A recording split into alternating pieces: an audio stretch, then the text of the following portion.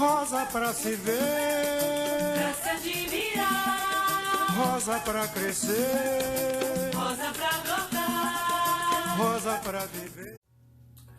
Welcome to my channel. My name is Bruno Teixeira, and on this video I'm going to talk about what is cachaça. You want to know, how do you pronounce the word cachaça as a native Brazilian?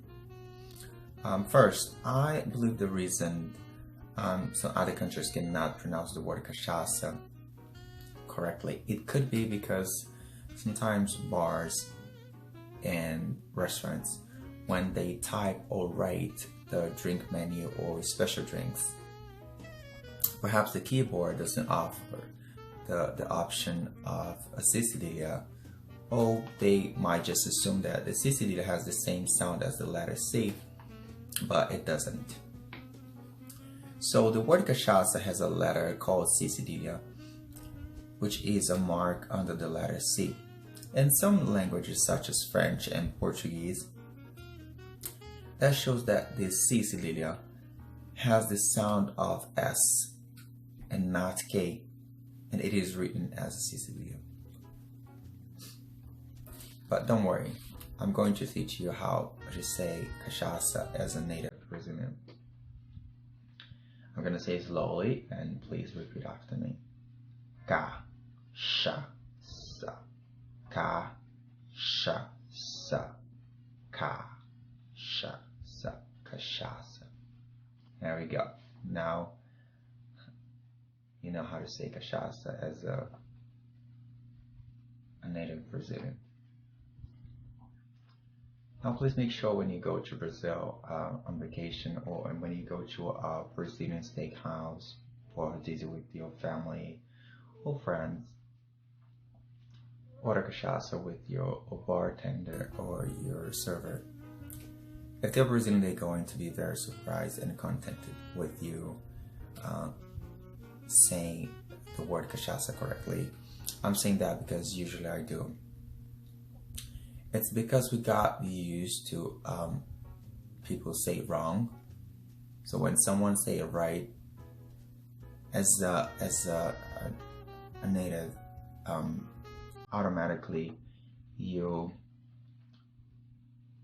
ask yourself, or you assume that that person is Brazilian. They might ask you this question. I usually do, and also the kids, they say, "Oh no, I just lived in Brazil," or "I am married with a Brazilian."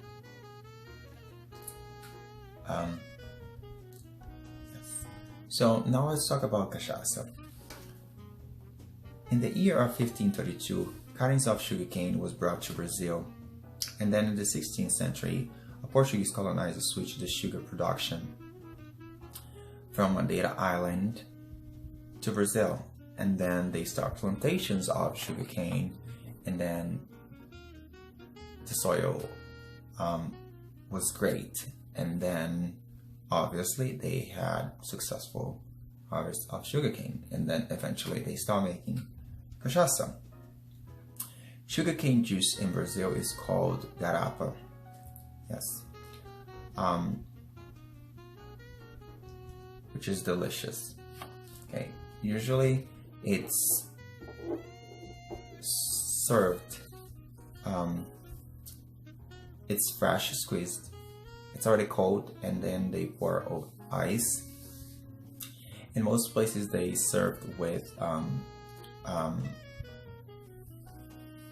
the pastel de carne, which is a ground beef empanada from Brazil, which is a little bit different from the other empanadas because it's thin, it's crispy and crunchy. But if you are vegetarian, like me, don't worry, they have options for you too.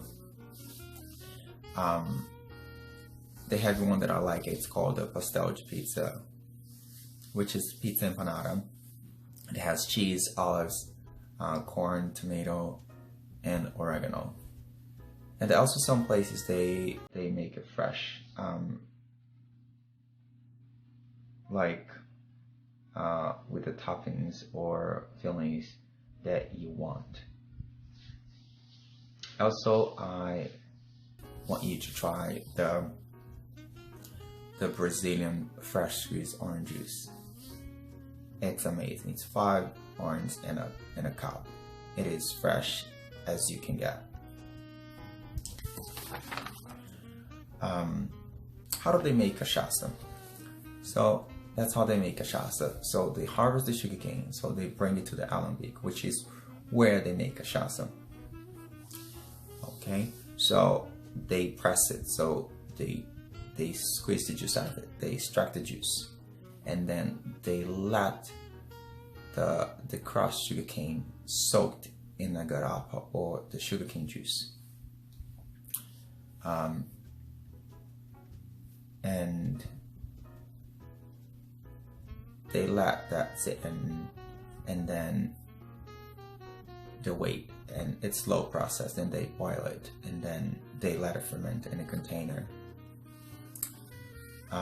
until get to the point when they add the starter, and then they distill it, and then we have this fine product called cachaça.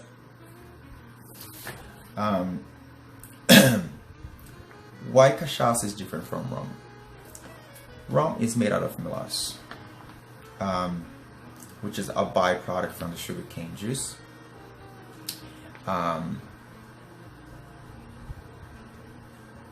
And that's the way they make the melasse. So they squeeze the sugar cane and they get the juice out of it, and then they boil it for a long time, until the point it creates a thick crust of what in Brazil we call rapadura. I believe in Spanish it's called panela. And then it's like a raw sugar, and then they remove that thick crust, and then the remaining part, it is called was, which for those who don't know, okay, so this is melasse. So it has this coffish color. It's bright, it's shiny, it's looks like a little like chocolate too. And also in Brazil they use for health purpose too, and like when the children are anemic, that is a medicinal benefits on the melasse too. So they use the melasse, so they add water, they boil it, and then they add the starter, and then they distill it, and then we have rum. So the difference is cachaça is actually the only liquor that is made out of the actual sugar cane. Rum is made out of the melasse, which is a secondary product from the sugarcane juice. The process, the way they make cachaça, it is completely different. It looks different. As you can see, it's lighter, super light, and then it smells different.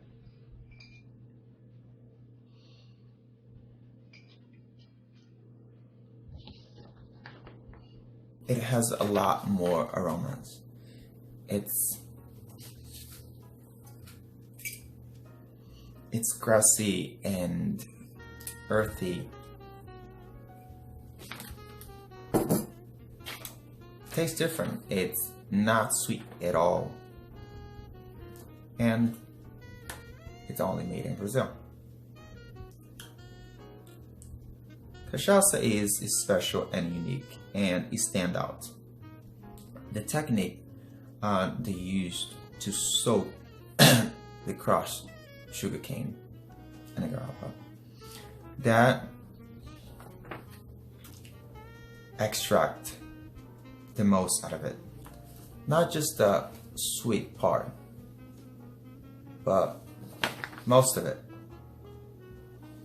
all the flavors and the aromas they can get out of it.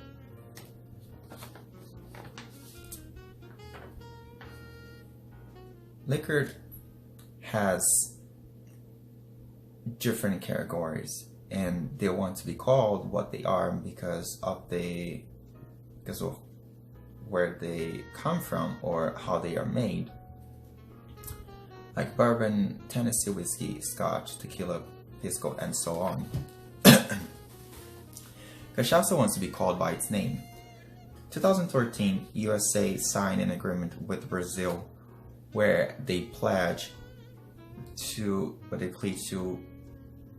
recognize Cachaça as distinctive product.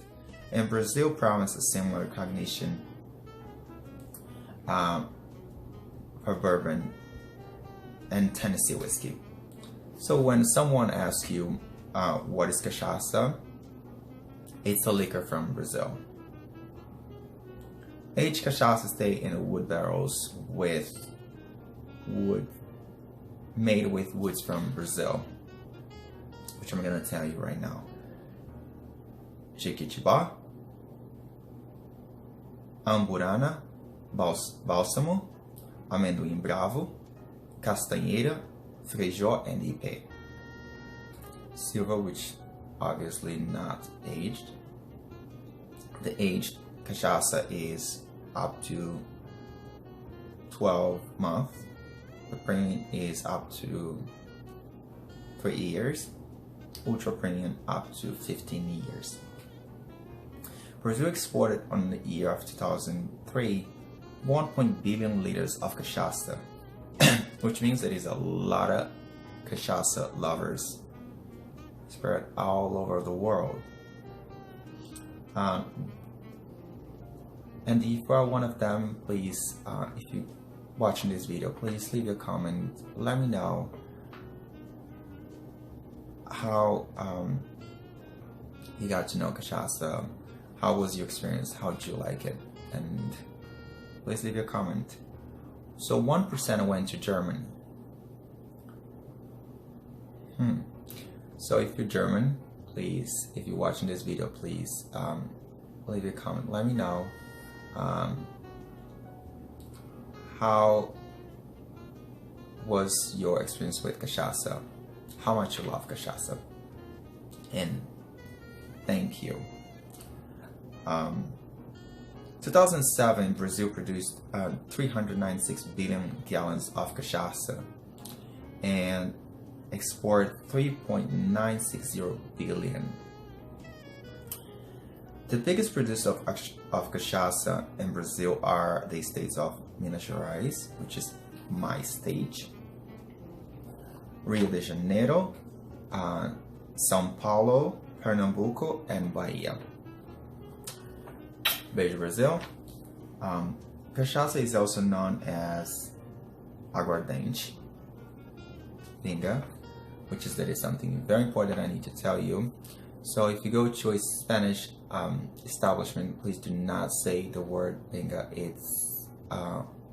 It means something else. It's inappropriate, so you can get yourself in trouble. But if you're in Brazil or in Brazil establishment, that's okay. But if you're not order cachaça as cachaça, don't say the word pinga. And another name is caninha. Nicknames: Água Benta, which means holy water. Abre Coração, which means heart opener. Those are my two favorites. And then the last two are Bafo de Tigre, which means tiger breath. And then the last one, Nipaoli, which means eye wash.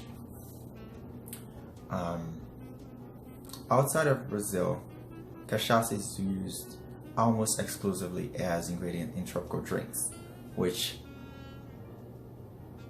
caipirinha being the most famous. So caipirinha is going to be my next video, so please make sure you watch it and like it, leave a comment and share and subscribe.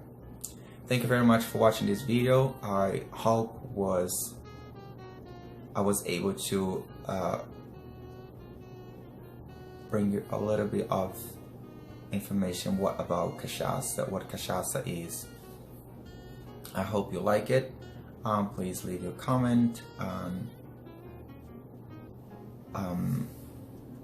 Please like it, subscribe, and share this video with your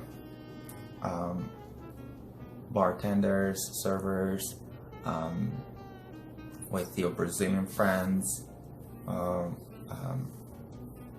with your friends that you know they love cachaça. And thank you very much.